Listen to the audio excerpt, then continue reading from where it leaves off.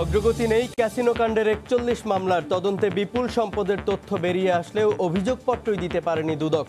বাড়ছে জামিন পাওয়ার সুযোগ। করোনা সংক্রমণে মহা সংকটে থাকা বাংলাদেশই এখন পিপিই মাস্ক রপ্তানিতে শীর্ষে। ৭১ দেশে ৪,৫০০ কোটি টাকার রপ্তানি, আসছে নতুন কার্যাদেশ। জনবল সংকটে ব্যাহত বীমা কোম্পানির নিয়ন্ত্রণকারী প্রতিষ্ঠান ইড্রার স্বাভাবিক কার্যক্রম। পরিচালনা পর্ষদের সদস্য মাত্র ৩ জন, বাধাগ্রস্ত তদারকির কাজ। ৫ দিনেও বন্দর পার হতে পারেনি ভারতীয় পেঁয়াজের ট্রাক, বাজারে কমেছে দাম। সংকট কাটাতে ঢাকা চট্টগ্রামে বাড়ছে টিসিবির ট্রাক। এবং প্রযুক্তির ব্যবহারে স্বাদ বেড়েছে চাঁপাইনবাবগঞ্জের আশ্বিনা জাতের আমে, বাড়ছে কদর। মৌসুম শেষেও বিক্রি বেশ।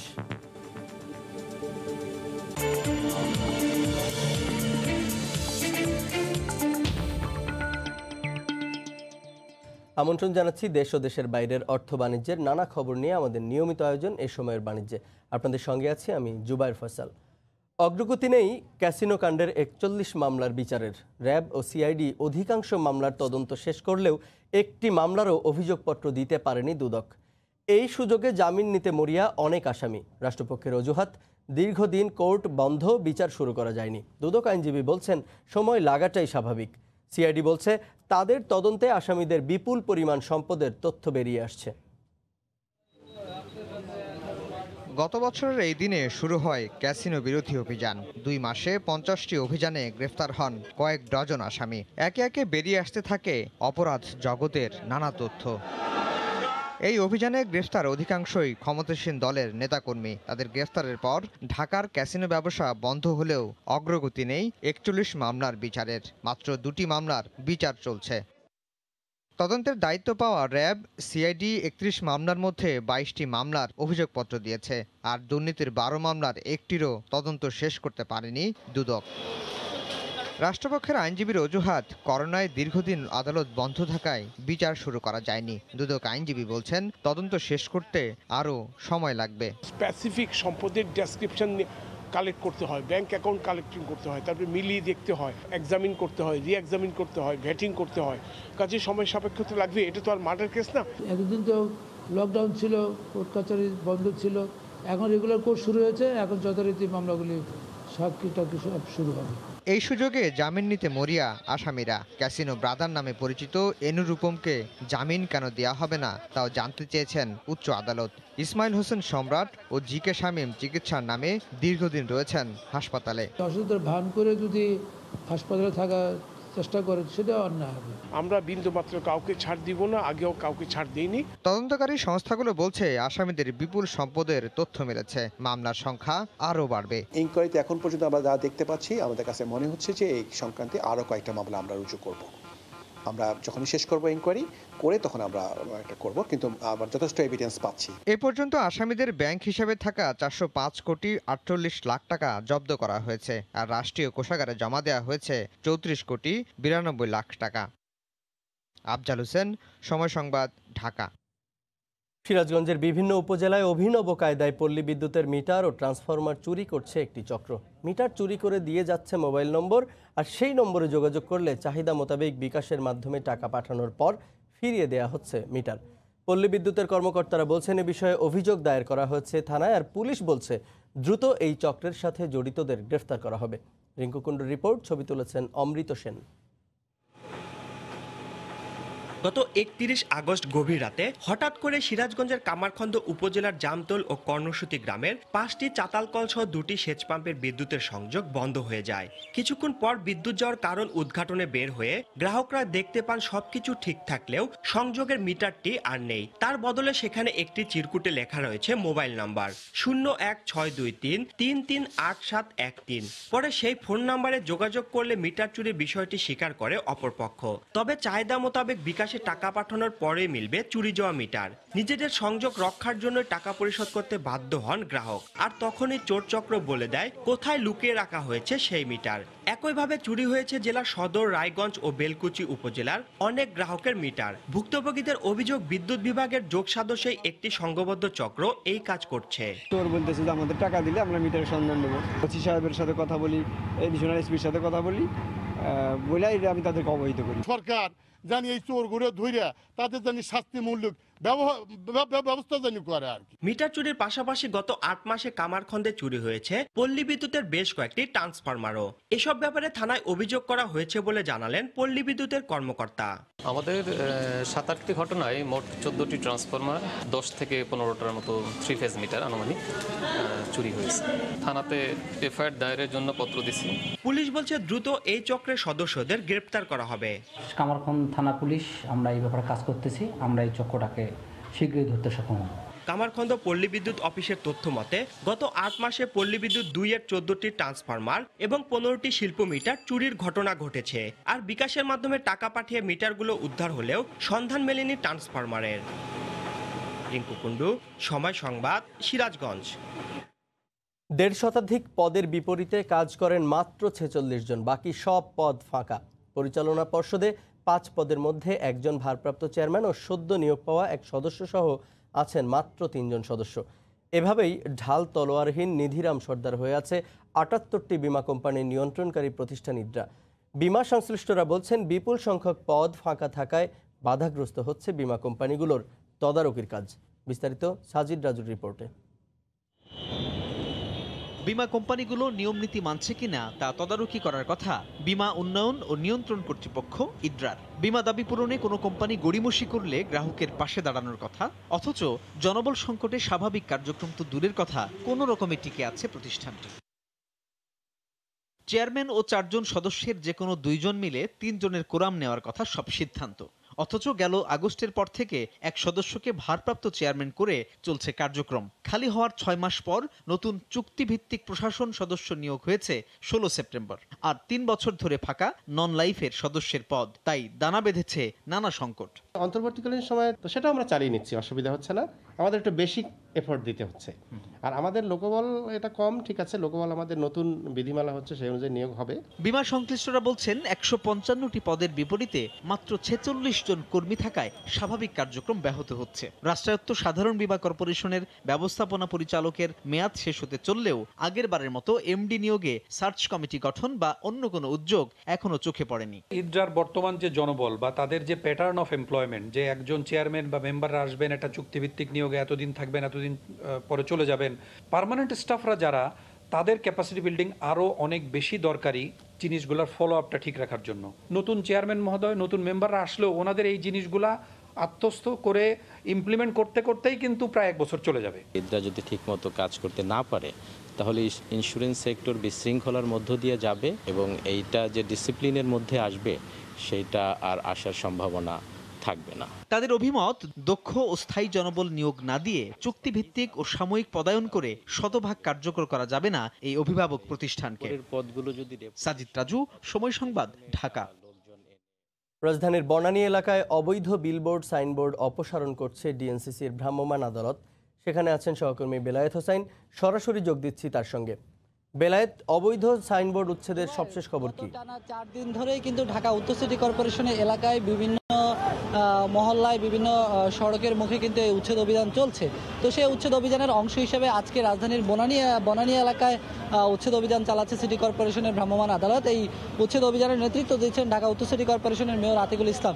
একটু বলে রাখতে চাই যে আমরা এই মুহূর্তে রয়েছি বনানীর 11 নম্বর সড়কে। এই সড়কের মুখেই কিন্তু আপনি জানেন যে দুটি বড় বড় বিলবোর্ড ছিল।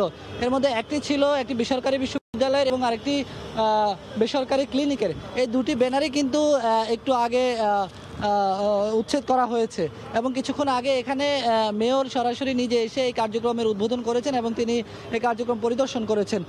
তিনি সাংবাদিকদের সঙ্গে কথা বলেছেন। তিনি যেটা বলছেন যে এই উচ্ছেদ অভিযানটি অব্যাহত থাকবে যতদিন না পর্যন্ত এই ঢাকা উত্তর সিটি কর্পোরেশনের এলাকায় যে সমস্ত অবৈধভাবে বিলবোর্ড ব্যানার যে স্থাপিত আছে সেই সবগুলোকেই কিন্তু উচ্ছেদ করা হবে।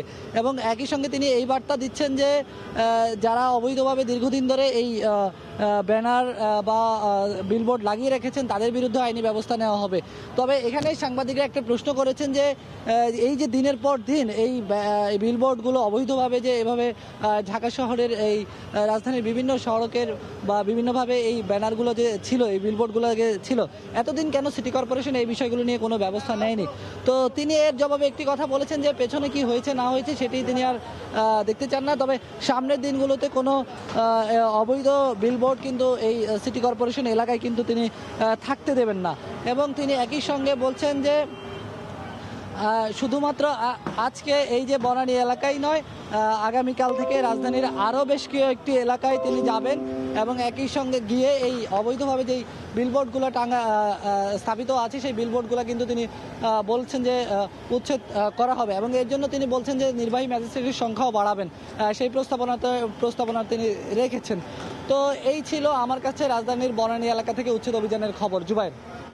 বনানী থেকে অবৈধ বিলবোর্ড আর সাইনবোর্ড অপসারণের সবশেষ খবর জানাচ্ছিলেন সহকর্মী বেলায়েত হোসাইন।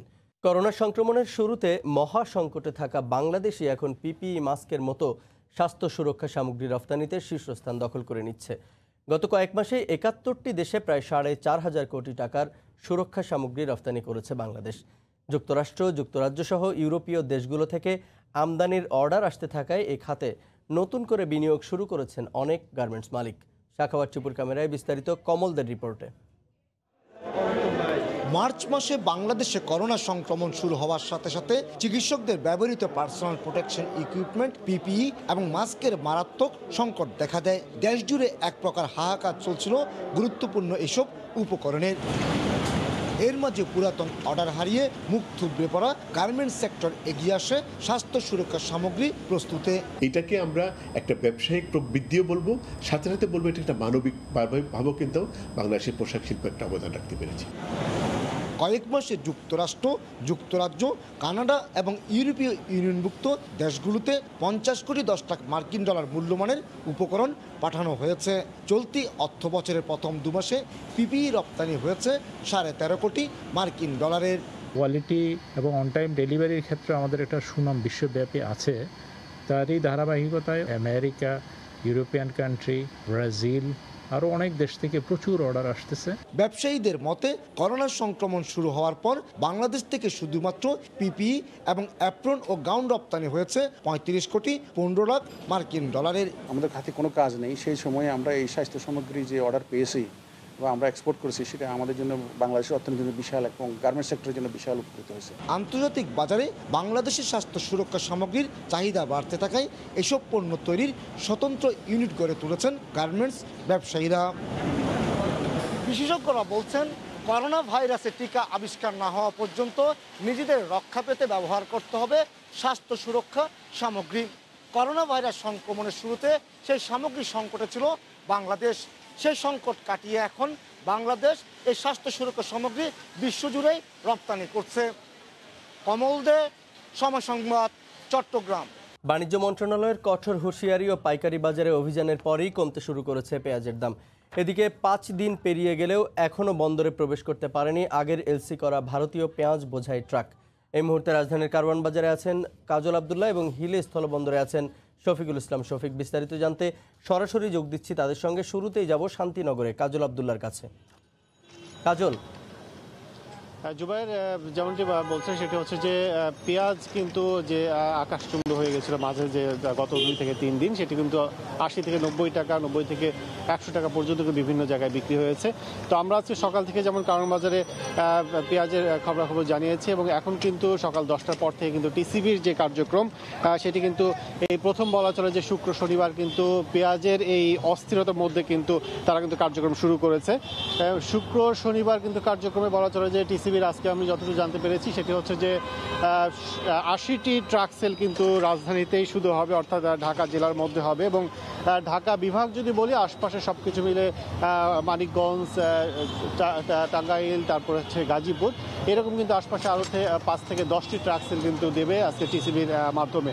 এবং একই সঙ্গে যদি বলে রাখি যে আমি এখন আছি শান্তিনগরে যে ট্রাক সেল সেটি কিন্তু বলা চলে যে সকাল 10টার পর থেকে কিন্তু এখানে ট্রাক সেল শুরু করেছে এবং ধীরে ধীরে আমরা দেখতে পাচ্ছি যে আমরা যখন এসেছিলাম তখন কিন্তু বলা চলে যে 10 থেকে 15 জন কিন্তু ছিল, এখন কিন্তু ধীরে ধীরে বলা হচ্ছে যে লোকের সংখ্যা কিংবা ক্রেতার সংখ্যা কিন্তু বাড়ছে আমরা দেখছি। তো বাজারে যেটি আজকে আমরা কারণ বাজারে সকালে দেখেছি সেটি হচ্ছে যে 85 টাকা কিন্তু দেশি পেঁয়াজ বিক্রি হচ্ছে এবং আমদানি করা যে ভারতীয় পেঁয়াজ সেটি কিন্তু বিক্রি হচ্ছে প্রায় 60 থেকে 62 টাকা দরে এবং সেই অনুপাতে কিন্তু এখানে বলা চলে যে অর্ধেক দামে কিন্তু বিক্রি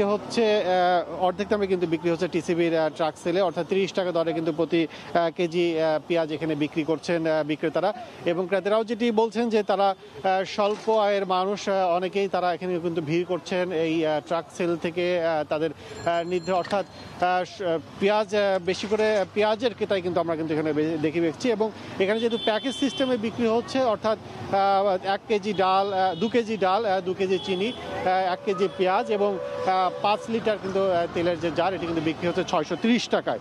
সেক্ষেত্রে দু একটি পণ্য না নিলেও অনেকে বিক্রেতারা দেখছি তারা সেল করছেন এবং একই সঙ্গে দু একজন ভোক্তা তারা কিন্তু বলছেন যে বরাবরই টিসিবির যে ট্রাক সেলে যে পণ্যের গুণগত মান নিয়ে একটি প্রশ্ন হয়, অর্থাৎ আজও কিন্তু আমরা সেই একই অবস্থা কিন্তু চিত্র দেখছি যে গুণগত মানের ক্ষেত্রে কিন্তু অন্যান্য পণ্য ঠিক থাকলেও আমরা দেখছি যে পেঁয়াজ যেটি সরবরাহ করা হচ্ছে ক্রেতাদের কাছে সেটি কিন্তু মান কিন্তু আমরা সঠিকভাবে দেখছি না এবং বলা চলে যে স্বল্প আয়ের মানুষ কিংবা নিম্ন আয়ের মানুষ যারাই কিন্তু এই ট্রাক সেলের মাধ্যমে টিসিবির মাধ্যমে যারা পণ্যটি কিনতে আসেন তারা কিন্তু মূলত যে বরাবরের যে অভিযোগ সে অভিযোগ কিন্তু এখনো রয়েছে। তো টিসিবির শুক্র শনিবার কার্যক্রমের অংশ হিসেবে প্রায় 80টি ট্রাক সেল রাজধানীতে হবে এবং এর বাইরে ধীরে ধীরে আরও যারা ডিলার আছে তাদের মূলত আবেদনের পরিপ্রেক্ষিতে টাকা পরিশোধের প্রক্রিয়া কিন্তু এর সংখ্যা আরও বাড়িয়ে দেবে এমনকি কিন্তু টিসিবির আড়ত থেকে আমাকে জানানো হয়েছে।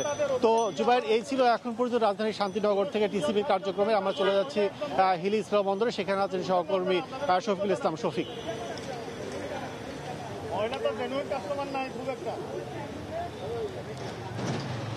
ধন্যবাদ কাজল। হিল স্থল বন্দর দিয়ে মূলত পেঁয়াজ পর্যাপ্ত আমদানি হয়ে থাকে, ঠিক এটা পেঁয়াজের একটা মৌসুম। আপনি জানেন যে গত সোমবার ভারত সরকার কিন্তু পেঁয়াজ বাংলাদেশের রপ্তানি বন্ধ করে দেয়। এতে করে পেঁয়াজ গত 5 দিন থেকে ভারতের অভ্যন্তরে প্রায় 180টি ট্রাক কিন্তু সারিবদ্ধভাবে দাঁড়িয়ে আছে। পেঁয়াজগুলি কিন্তু ইতিমধ্যে কিন্তু আমরা আমদানি করে শুনেছি যে পেঁয়াজগুলি পচন ধরেছে, অতিরিক্ত গরম এবং বৃষ্টির কারণে কিন্তু পেঁয়াজ দিয়ে পানি ঝরছে। এদিকে আমি যেখানে দাঁড়িয়ে আছি এটা হচ্ছে হিলি যে স্থলবন্দর, আমাদের বাজারে যে আড়তটা, এখানে কিন্তু প্রতিদিন আমরা দেখেছিলাম যে শত শত বস্তা সারিবদ্ধ কিন্তু পেঁয়াজ এখানে লাইন করা থাকে এবং বিভিন্ন দূর দূরান্ত থেকে পাইকারি কিন্তু পেঁয়াজ কিন্তু কিনে নিয়ে যায়। সে আড়তটিকে মূলত কিন্তু এখানে পেঁয়াজ শূন্যতা অনেকটাই কম দেখা যাচ্ছে। তো আসলে এদের বাজারে যে এখানে আড়তদারদের যে অভিযোগ যে আসলে আমদানিকারকদের ঘরে কিন্তু পর্যাপ্ত পেঁয়াজ তারা কিন্তু মজুত রেখেছে, তারা কিন্তু অল্প অল্প করে বিক্রি করছে। আমি যদি আপনাকে দামের ব্যাপারটা বলি যে যেহেতু সোমবারে পেঁয়াজ ঢোকার কথা ছিল, ঢোকেনি, রবিবার মঙ্গলবারে ঢোকার কথা পেঁয়াজ প্রবেশ করবে এমনটা খবর কিন্তু আমরা জেনেছিলাম বা তারাও জানেছিল যে প্রথম দিকে পেঁয়াজের কেজি কিন্তু আপনার 40 থেকে 90 টাকা যদিও বিক্রি করে, সেই পেঁয়াজটা আস্তে আস্তে কমতে কমতে গত কাল পর্যন্ত তারা বিক্রি করেছিল কিন্তু 60 টাকা, সেই পেঁয়াজটা বর্তমানে কিন্তু বিক্রি করতেছে কিন্তু আজকেও কিন্তু 30 টাকা বৃদ্ধি করে তারা বিক্রি করছে। তারা বলছে যে আমদানিকারকরা নাকি দাম বৃদ্ধি করেছে। তো আসলে পেঁয়াজের যে তাদের ঘরে পেঁয়াজ আছে তারা কিন্তু অলরেডি পেঁয়াজ বিক্রি করছে না, তারা বেশি দাম বিক্রি করতেছে। এখানে একটা প্রশাসনের একটা বিষয় দৃষ্টি দেওয়া দরকার বলে মনে করছেন কিন্তু এখানকার সাধারণ ব্যবসায়ীরা। বর্তমানে আগামীকাল শনিবার হয়তো পেঁয়াজগুলি প্রবেশ করবে বলে আমাদেরকে আমদানিকারকরা জানিয়েছেন, হয়তো তখন দামটা স্বাভাবিক আসবে। হিল স্থলবন্দর থেকে আমার কাছে ছিল সর্বশেষ খবর। জবাই। পেঁয়াজ আমদানি ও বিপণন পরিস্থিতি জানাতে দিনাজপুরের হিলি স্থলবন্দর থেকে যোগ দিয়েছিলেন সহকর্মী শফিকুল ইসলাম শফিক। এর আগে রাজধানীর শান্তিনগরে টিসিবি ট্রাকের বিক্রয় কার্যক্রম সম্পর্কে জানাচ্ছিলেন সহকর্মী কাজল আবদুল্লাহ। বন্যা ও টানা বৃষ্টিতে শাকসবজি ক্ষেত ক্ষতিগ্রস্ত হওয়ায় ময়মনসিংহের বাজারে সবজির আমদানি কমে গেছে। ফলে সব ধরনের সবজির দাম বেড়েছে কেজিতে 20 টাকা পর্যন্ত। সবচেয়ে বেশি বেড়েছে বরবটি, শিম, বেগুন ও শসার দাম। বাড়তি দামে বাজার করতে হিমশিম খাচ্ছেন ক্রেতারা। সায়েম আকন্দের তোলা ছবি নিয়ে হারুনুর রশিদের রিপোর্ট। ময়মনসিংহের বাজারে বেড়েছে সব ধরনের সবজির দাম। গত এক সপ্তাহের ব্যবধানে কেজি প্রতি দাম বেড়েছে প্রকারভেদে 10 থেকে 20 টাকা পর্যন্ত। বাজারে বেগুন 50 থেকে 70 টাকা, শিম 160 টাকা, বরবটি 100 টাকা, করলা 50 থেকে 60 টাকা, শসা 60 টাকা কেজি, শীতের লাউ ও বাঁধাকপি প্রতি পিস 40 থেকে 50 টাকা, ফুলকপি 70 থেকে 80 টাকা, ডাটা 100 টাকা আটি বিক্রি হচ্ছে। সব জিনিসের দামই বাগুন কিনতেছে 80 টাকা 70 টাকা কেজি স্যার। আমরা সাধারণ মানুষ কি আরাম করি। করোনার কারণে সবকিছু আমদানি কম আর কি, তো এই জন্য সবকিছু প্রায় 10 টাকা থেকে 20 টাকা বেশি লাগতেছে আর কি। মনিটরিং ব্যবস্থা রাখলে অবশ্যই বেটার হয়। আমাদের যে বাজেট আছে, যে আমরা যে চলি, সেটা আমাদের তো বাড়তি টাকা লাগছে, যাতে আমাদের জন্য খুব সমস্যা হচ্ছে। সাম্প্রতিক বন্যা ও টানা বর্ষণে শাকসবজির ক্ষেত ক্ষতিগ্রস্ত হওয়ায় বাজারে আমদানি কমায় দাম বেড়েছে বলে জানান পাইকারি ও খুচরা ব্যবসায়ীরা। সিম বেচতেছি আপনার 140 টাকা কেজি, আর আপনার শসা বেচতেছি 60 টাকা কেজি, 70 টাকা কেজি। আজকে বেগুনের দাম একটু বেশ, কালকে বেগুনের দাম কম ছিল। ফুলকপি বেচতেছি 100 টাকা কেজি। আগের সপ্তাহে ওহানার সপ্তাহের মাল বেশি বাড়তি, 10-20 টাকা করে বেশি বাড়তি। বর্ষার জন্য সব নষ্ট হয়ে গেছে, পচে গেছে, তারপরে মনে করেন আমদানি কম, দাম বেশি। তবে শীতকালীন শাকসবজি ব্যাপকভাবে বাজারে আসা শুরু হলে দাম কমে যাবে বলে মনে করেন ক্রেতা বিক্রেতা উভয়েই। হারুনুর রশিদ, সময় সংবাদ, ময়মনসিংহ। ক্রেতা ও বিক্রেতাদের ভিড়ে মুখর পিরোজপুরের বাদুরা মৎস্য অবতরণ কেন্দ্র। ভোরের আলো ফোটার সাথে সাথেই প্রতিদিন বিভিন্ন এলাকা থেকে আসতে শুরু করেন ব্যবসায়ীরা। ক্রেতা ও বিক্রেতাদের হাক ডাকে সরগরম হয়ে ওঠে মাছ বাজার। পিরোজপুর প্রতিনিধি জিয়াউল হকের পাঠানো তথ্য ও ছবি নিয়ে রিপোর্ট। করোনা ভাইরাস এবং মে মাসে সাগরে মাছ ধরার উপর নিষেধাজ্ঞা থাকায় পিরোজপুরে বাদুরা মৎস্য অবতরণ কেন্দ্র বন্ধ ছিল। অবরোধ শেষে আবারও সাগরে ছুটে গেলেও প্রত্যাশিত মাছের দেখা পাচ্ছিল না জেলেরা। অবশেষে এক সপ্তাহ পর জেলেদের জালে ধরা পড়ে মাছ। ছোট বড় ট্রলারে করে মাছ নিয়ে ঘাটে ভিড় করছেন জেলেরা। মাছ কিনতে দূর দূরান্ত থেকে ভিড় করছেন ব্যবসায়ীরা। যশোর সহ অন্যান্য জেলার অনেক ব্যবসায়ী আবার ঘের ও পুকুরে উৎপাদিত মাছ বিক্রি করতে আসেন এখানে। প্রতিনিয়ত এখানে মাছ ওঠে, বড় বড় মাছ ওঠে। একটা ট্রলারে হয়তো 10-5 মাছ পাওয়া যায়, তা মূল 20,000-22,000 টাকা চলে। ছোট মাছ 3 টাকা কেজি, 400 টাকা কেজি কিনছি। তবে ক্রেতা বিক্রেতার সমাগম থাকলেও খুশি নন এ ব্যবসার সাথে জড়িতরা। রয়েছে নানা অভিযোগ। এছাড়া মৎস্য অবতরণ কেন্দ্রে যাওয়ার একমাত্র ব্রিজটি ভাঙ্গার কারণে ভোগান্তিতে পড়তে হয় তাদের। মানুষদের প্রায় 50,000 উপরে সব উপর যাতায়াত করে, তাদের জন্য সবার একই সমস্যা, শুধু ব্রিজ। 40,000 টাকা দাদন দিয়ে একটা ট্রলারে 19 জন 20 জন লোক থাকে, কিন্তু এই যে ট্রলার অবরোধে আবার ট্রলার বন্ধ হয়ে যাবে। মৎস্য বিভাগের তথ্য মতে প্রতিদিন ট্রলারে 700 থেকে 750 মন মাছ আসে এখানে। আর প্রত্যক্ষ ও পরোক্ষভাবে অবতরণ কেন্দ্রে কাজ করেন 2 শতাধিক মানুষ। সময় সংবাদ, পিরোজপুর।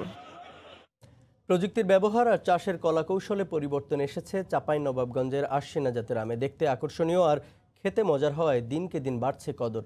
মৌসুম শেষেও বাজারে প্রতিদিনই হচ্ছে বিকিকিনি। কৃষি বিভাগ বলছে এই আমের জাতের উন্নয়ন ও চাষিদের দক্ষতা বৃদ্ধিতে সহায়তা করছেন তারা। আব্দুল সালামের ক্যামেরায় রাকিবুল হাসানের রিপোর্ট। মৌসুম শেষ, কিন্তু এখনও চাঁপাইনবাবগঞ্জের বাগান ও হাটবাজারে দেখা মিলছে আশ্বিনা জাতের আম। গেল কয়েক বছর আগেও এই আম নিয়ে খুব বেশি আগ্রহী ছিলেন না ক্রেতারা, অথচ চলতি বছর পছন্দের তুঙ্গে থাকায় বাজার ভরেছে আশ্বিনা আমে। বেচা কেনাও বেশ ভালো। আগে যে টক ছিল, এখন ব্যাগিং করাতে আমটা আর কি মিষ্টি। এখন আগে আমের দাম খুব কম ছিল, এখন আম শেষ সিজনে এখন আমের দাম একটু বাড়া। আশ্বিনা আম খাইতে খুব ইন্টারেস্ট, ওই জন্য প্যাকেটে করে আপনার যত্ন করে রেখেছি। বাগানীরা জানালেন ফ্রুট ব্যাগিং প্রযুক্তি আর চাষের কৌশলগত উন্নয়নে দেখতে আকর্ষণীয় হওয়ার পাশাপাশি টক স্বাদের আশ্বিনা আমে এসেছে মিষ্ট ভাব। ফলে আমসত্ত্ব আচার তৈরির বদলে সরাসরি খাওয়ার উপযুক্ত হওয়ায় বেড়েছে এ আমের কদর। আগের তুলনায় উৎপাদন বৃদ্ধি ও বাজারে ভালো দাম পাওয়ায় খুশি সংশ্লিষ্টরা। তার মান উন্নয়ন হয়েছে আর কি, এবং রংটা খুব পরিষ্কার হচ্ছে এবং পাকলে বেশ মিষ্টি, এবং শেষ মৌসুমে খুব ভালো চাহিদা। আমটা ধরেন যে হয়তো প্যাকেটটা করে দিলে আপনার পোকাপাকি ভালো মন্দ কোনো কিছু লাগে না বা বেশ ভালো থাকে। আশ্বিনার উৎপাদন কৌশল আরও উন্নত করার সাথে সাথে বাগান মালিকদের দক্ষতা বৃদ্ধিতে কাজ করছে কৃষি বিভাগ। আমটা কম্পারেটিভলি আমাদের ব্যাগিং করার প্রেক্ষিতে আমের যে টকটা, এই টকটা কিছুটা কম হচ্ছে। জেলার কৃষি বিভাগের তথ্য মতে প্রায় 34,000 হেক্টর আমের বাগানের 10% আশ্বিনা জাতের আম হয়। রাকিবুল হাসান, সময় সংবাদ, চাঁপাইনবাবগঞ্জ। সপ্তাহের ব্যবধানে দেশের বাজারে আবারও বাড়ালো স্বর্ণের দাম। 2,450 টাকা বাড়িয়ে প্রতি ভরি 22 ক্যারেট স্বর্ণের নতুন দাম নির্ধারণ করা হয়েছে 76,458 টাকা। তবে অপরিবর্তিত রয়েছে রূপার দাম। গতকাল বাংলাদেশ জুয়েলার্স সমিতির প্রেস বিজ্ঞপ্তিতে এ তথ্য জানানো হয়। বাজুস জানিয়েছে, শুক্রবার থেকে দেশের বাজারে কার্যকর হবে স্বর্ণের নতুন দাম। এর আগে 10 সেপ্টেম্বর প্রতি ভরি 22 ক্যারেট স্বর্ণের দাম 1750 টাকা বাড়ানো হয়। আন্তর্জাতিক বাজারের সাথে সমন্বয় করতেই দেশের বাজারে স্বর্ণের দাম বাড়ানো হয়েছে বলে জানিয়েছে বাজুস। নতুন তালিকা অনুযায়ী 21 ক্যারেট স্বর্ণের ভরি 73,308 টাকা, 18 ক্যারেট 64,560 টাকা। প্রতি ভরি সনাতনী স্বর্ণের দাম 54,238 টাকা। এছাড়া প্রতি ভরি রূপা বিক্রি হবে 933 টাকা দরে।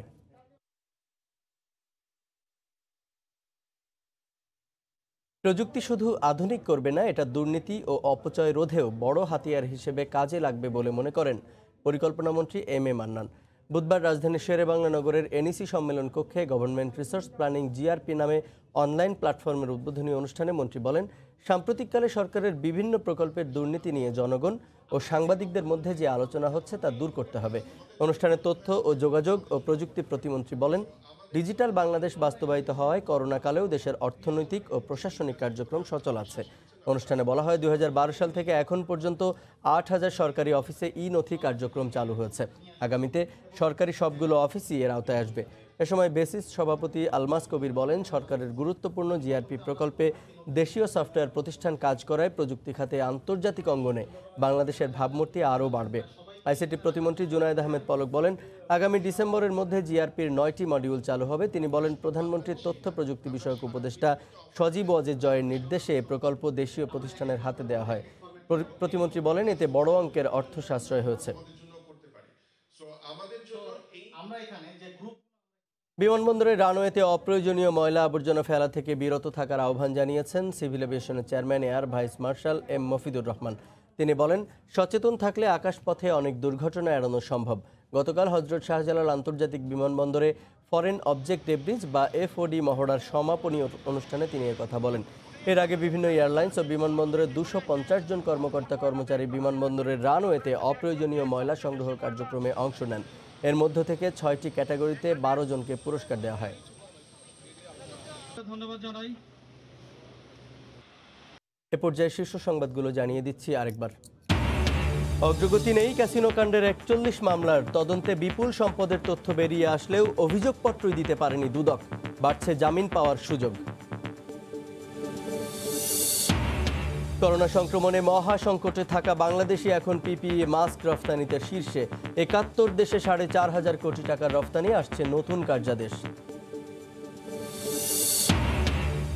এবং জনবল সংকটে ব্যাহত বীমা কোম্পানির নিয়ন্ত্রণকারী প্রতিষ্ঠান ইড্রার স্বাভাবিক কার্যক্রম। পরিচালনা পর্ষদে সদস্য মাত্র 3 জন, বাধাগ্রস্ত তদারকির কাজ। এই ছিল এ সময়ের বাণিজ্যে। সঙ্গে থাকুন সময়।